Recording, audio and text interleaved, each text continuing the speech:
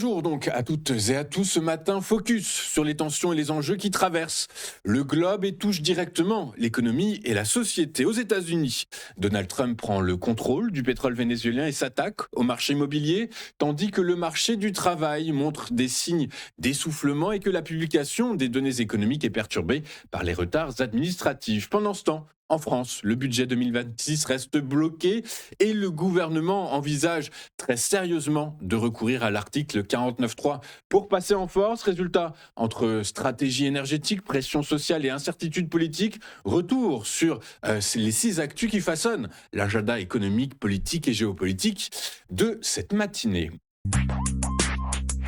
Donald Trump veut frapper fort. Selon plusieurs sources proches du dossier, la Maison-Blanche prépare une initiative de grande ampleur visant à placer la production pétrolière vénézuélienne sous contrôle américain. Le cœur du dispositif, la compagnie publique PDVSA dont Washington envisage de racheter et de commercialiser l'essentiel du pétrole via des accords directs et des co-entreprises impliquant notamment Chevron.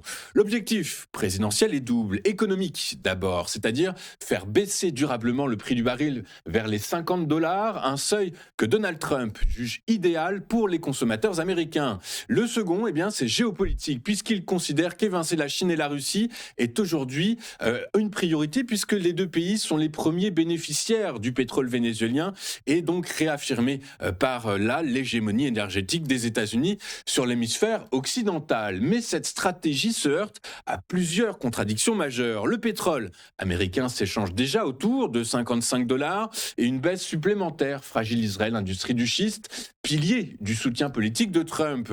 Sous les $50, nombre de forages deviennent non rentables, menaçant ainsi l'investissement, l'emploi et les dividendes exigés par Wall Street. Autre obstacle de taille, l'état catastrophique du secteur pétrolier vénézuélien. Après des années de sanctions, de corruption et de sous-investissement, PDVSA manque de capitaux, de compétences et d'infrastructures. Les analystes estiment, qu'il faudrait des dizaines de milliards de dollars et plusieurs années pour relancer significativement la production.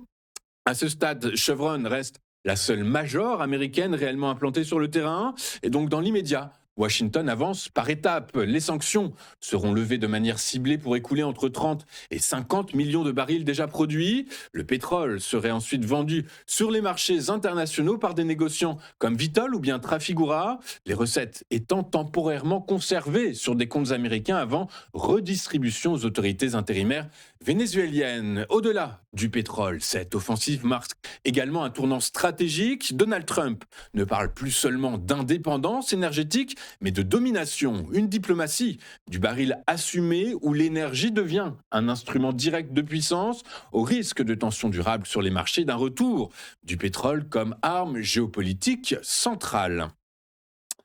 Et donc après l'offensive de Donald Trump pour reprendre la main sur le pétrole vénézuélien, une interrogation revient avec insistance. Pourquoi les États-Unis, premier producteur mondial de brut, continuent-ils d'importer massivement du pétrole étranger?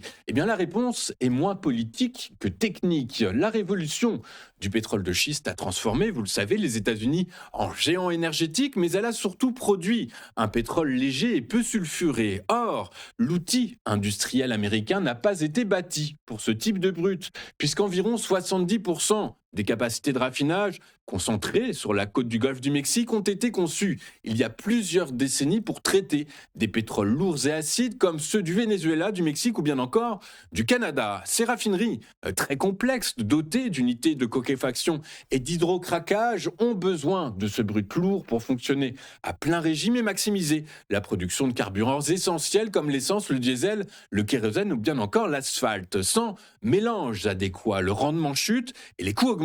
Et faute d'approvisionnement suffisant en brut lourd, les raffineurs américains importent encore près de 40% du pétrole qu'ils transforment, tandis que le surplus de pétrole léger domestique est exporté vers l'Europe et l'Asie. Avant les sanctions de 2019, le Venezuela fournissait ainsi jusqu'à 800 000 barils par jour aux raffineries du Golfe, un approvisionnement clé pour leur alimentation en brut lourd. Modifié En profondeur, ces installations coûteraient des dizaines de milliards de dollars et prendraient des années, et renoncer à ces importations supposerait soit d'investir massivement pour adapter l'outil à un pétrole plus léger, au prix d'un choc industriel et financier, soit d'accepter une dépendance durable à des fournisseurs extérieurs, en contradiction totale avec l'objectif affiché d'indépendance énergétique.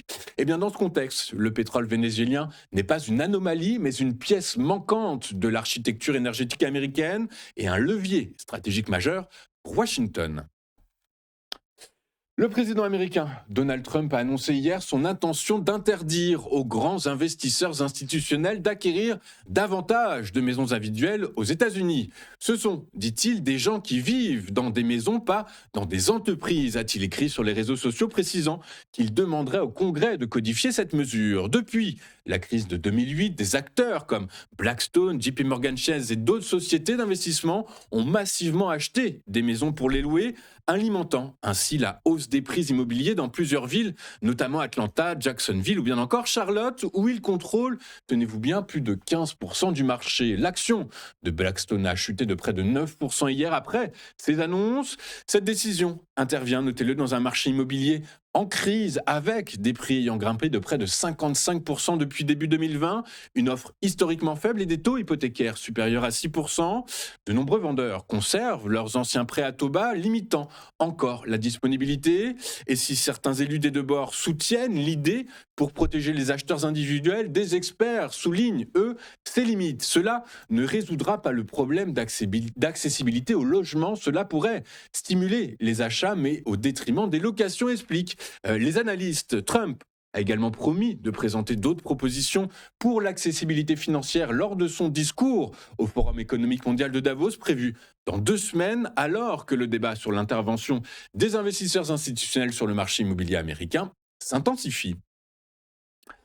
Après des mois de ralentissement progressif, le marché du travail américain confirme son essoufflement. Trouver un emploi aux États-Unis reste difficile en fin d'année, les entreprises recrutent moins et les taux d'embauche continuent de reculer selon les dernières données officielles. D'après l'enquête JOLST, le Job Opening and Labor Turnover Survey du Bureau of Labor Statistics, le nombre d'offres d'emploi est tombé à 7,15 millions en novembre, soit son plus bas niveau depuis septembre 2024, contre 7,45 millions un mois plus tôt. Les embauches ont également reculé à 5,12 millions, un point bas inédit depuis juin 2024. Quant au taux d'embauche rapporté à l'emploi total, il s'établit à 3,2%, un niveau historiquement bas hors période de pandémie. À l'exception du commerce de détail et de la construction, la majorité des secteurs d'activité ont réduit leur recrutement. Les créations nettes d'emplois sont restées marginales, concentrées dans l'information, l'administration fédérale et la construction. Mais pour autant, le marché américain, le marché de l'emploi américain ne bascule pas dans la crise. Les licenciements reculent et les démissions progressent légèrement, un indicateur suivi de près pour mesurer la confiance des salariés. Le marché du travail se fige davantage qu'il ne se retourne. Les données du rapport ADP sur l'emploi privé confirment cette lecture, puisqu'en décembre, le secteur privé a créé 41 000 emplois portés par la santé, l'éducation, les loisirs et l'hôtellerie, tandis que les services aux entreprises et l'information continuent de détruire des postes. Une dynamique que l'économiste en chef d'ADP, Nella Richardson, résume ainsi: une économie américaine en forme de K, où la demande des ménages aisés soutient certains secteurs pendant que d'autres s'enfoncent. Les séquelles du blocage budgétaire américain de l'automne dernier continuent de désorganiser l'appareil statistique outre-Atlantique. Une agence clé du ministère du Commerce a détaillé cette semaine son plan pour rattraper les retards accumulés dans la publication de données économiques cruciales, aussi bien pour les marchés que pour la Réserve fédérale américaine. Le Bureau of Economic Analysis, le fameux BEA, a annoncé qu'il publierait le 22 janvier prochain les données d'octobre et de novembre sur les revenus personnels, les dépenses de consommation et l'inflation PCE, l'indicateur, je vous le rappelle, d'inflation privilégié par la Fed. Les chiffres d'octobre, initialement attendus fin novembre, arrivent ainsi avec près de 2 mois de retard. Autre publication clé, la première estimation du PIB du T4 2025 sera communiquée le 20 février prochain, soit environ 3 semaines plus tard que le calendrier habituel, avant 2 révisions successives. Ces décalages mettent en lumière l'ampleur des perturbations causées par la fermeture partielle de l'administration fédérale à l'automne. Le BEA, qui compile, je vous rappelle, essentiellement des données collectées par d'autres agences, a été directement pénalisé par les lacunes du BLS dans l'incapacité de relever une grande partie des prix en octobre. Et face à ces trous statistiques, le BEA a opté pour une solution technique d'urgence, interpoler les données manquantes d'octobre en faisant la moyenne entre septembre et novembre, une méthode imparfaite mais jugée nécessaire pour préserver la continuité des séries économiques, mais au-delà du calendrier, cet épisode révèle une fragilité structurelle. Les blocages politiques peuvent durablement affecter la capacité des États-Unis à mesurer leur propre économie, brouillant ainsi la lecture macroéconomique bien après la résolution des crises budgétaires. En France, les négociations sur le projet de loi de finances 2026 restent dans l'impasse après l'échec de la commission mixte paritaire fin décembre, où députés et sénateurs n'ont pu trouver d'accord. Pendant la trêve des fêtes de fin d'année, les échanges informels se sont poursuivis, mais les positions sont restées figées. Nos demandes sont connues, on n'a pas bougé d'un iota, affirme un parlementaire socialiste, soulignant l'ampleur du désaccord sur les dépenses supplémentaires réclamées. Mardi dernier, le gouvernement a ainsi tenté de relancer le dialogue avec une réunion de 4 heures à Bercy réunissant plusieurs groupes parlementaires à l'exception de la France insoumise, du Rassemblement national des communistes, des écologistes. L'objectif, clarifier les positions et identifier des pistes de convergence, notamment sur les 9 à 10 milliards d'euros supplémentaires exigés par le PS pour la justice fiscale, la prime d'activité, l'éducation et la transition écologique. Et face à ce blocage, la question de l'article 49.3 de la Constitution refait surface. Plusieurs élus, dont François Hollande et Jérôme Gage, estiment que le gouvernement pourrait être contraint de l'utiliser pour adopter le budget sans vote majoritaire, garantissant ainsi le financement des services publics essentiels. Certains cadres du bloc central évoquent, eux, également la voie des ordonnances, moins probable mais potentiellement mobilisable.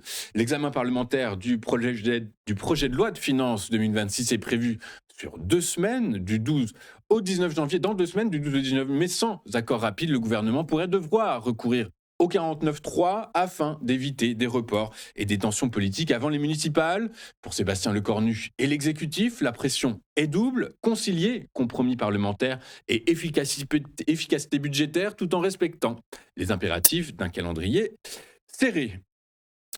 Avant de faire un point sur les performances des principaux actifs mondiaux, regardons ce à quoi les investisseurs seront attentifs aujourd'hui. Et en ce mardi 8 janvier 2026, peu de statistiques macro à se mettre sous la dent. Uniquement le marché de l'emploi américain toujours sous les projecteurs, dans l'œil des analystes financiers, puisqu'aujourd'hui, ce sont les inscriptions hebdomadaires au chômage qui seront scrutées de très près, qui seront publiées à 14h30. Jetons à présent un coup d'œil sur la réaction des grandes places financières mondiales lors de la séance d'hier.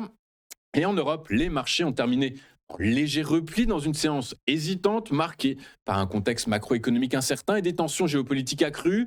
À Paris, le CAC 40 a cédé 0,04% à 8233 points, tandis que le FTSE a lui reculé de 0,74%, pénalisé par les valeurs énergétiques. L'Eurostoxx 50 a perdu 0,14%, et le FTSE First 300 a lui reculé de 0,15%. Seul Francfort s'est distingué lors de la séance d'hier, le DAX gagnant 0,83%, porté par l'industrie et la défense avec Rheinmetall en tête. Les investisseurs allemands restent cependant prudents face aux données contrastées publiées aux États-Unis et à la volatilité liée à des événements géopolitiques dont la situation autour du Groenland et les tensions sur les exportations du pétrole vénézuélien. Et notez-le, selon les analyses financières, la prudence devrait persister au moins jusqu'à la publication vendredi prochain du rapport officiel sur l'emploi américain qui pourrait influencer l'évolution des marchés européens. Aux États-Unis, Wall Street a terminé en ordre dispersé. Le Dow Jones a lui reculé de 0,94% à 48 996 points. Le S&P 500 a lui perdu 0,34%. Les deux indices majeurs plombés par les valeurs financières et immobilières. JP Morgan a cédé 2,3%, tandis que Blackstone et Apollo Global Management ont chuté de plus de 5% après l'annonce de Donald Trump d'interdire aux investisseurs de Wall Street d'acheter des maisons individuelles, et ce pour faire baisser les prix. À l'inverse, le Nasdaq a progressé de 0,16%, porté par les valeurs liées à l'intelligence artificielle. Nvidia et Microsoft ont gagné environ 1%, Alphabet plus de 2%, et Anthropic prévoit une levée de fonds valorisant le chatbot Claude à 350 milliards de dollars. Enfin, les cours du pétrole ont poursuivi leur recul hier sous l'effet des annonces de la Maison-Blanche sur l'exploitation du pétrole vénézuélien. Le baril de Brent a perdu 1,2% à 59,96 $. Son équivalent américain, le WTI, a lui reculé de 2% à 55,99 $, alors que les investisseurs anticipent un apport supplémentaire de 30 à 50 millions de barils actuellement stockés par Caracas. Washington a précisé qu'il contrôlerait la commercialisation du pétrole vénézuélien pour une période indéterminée et visait à accroître la production locale, aujourd'hui limitée à 1 million de barils par jour. Pour l'Institut de la finance internationale, cette implication des États-Unis pourrait favoriser une normalisation de l'offre à moyen terme plutôt qu'une perturbation immédiate. Toutefois, les contraintes sectorielles et les risques politiques au Venezuela pourraient freiner les investissements des multinationales, investissements nécessaires pour remettre à niveau les infrastructures du pays. Je vous rappelle qu'une rencontre entre Donald Trump et les grandes compagnies pétrolières est prévue ce vendredi. Nous allons marquer une toute première pause dans cette édition du 8 janvier. Et juste après, nous retrouverons le chronodax d'Éric Seban. À tout de suite sur Téléfinance.